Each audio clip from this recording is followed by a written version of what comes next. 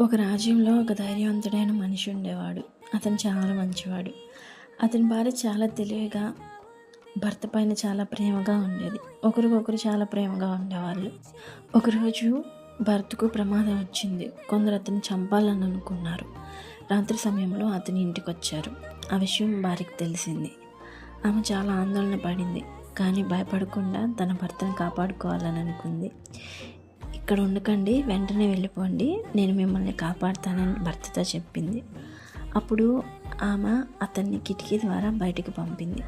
అతను సురక్షితంగా అక్కడి నుంచి వెళ్ళిపోయాడు. ఆ తర్వాత ఆమె మంచం పైన ఒక బొమ్మను పెట్టి దుప్పటి కప్పింది. చంపాలని వచ్చిన మనుషులు అతను ఇంకా ఇంట్లోనే ఉన్నాడని అనుకునేలా చేసింది. ఈలోగా ఆ భర్త చాలా దూరం వెళ్ళిపోయాడు. ఇలా ఒక భార్య తన తెలివితో, ప్రేమతో తన భర్త ప్రాణాలను కాపాడింది. భార్యాభర్తలు ఒకరికొకరు తోడుగా ఉండాలి. కష్టాలు వచ్చినప్పుడు కలిసి నిలబడాలి. నిజమైన ప్రేమ అంటే ఒకరికొకరు కాపాడుకోవడం. Husband and wife should live happily together and take good care of their children so that they also grow up happy.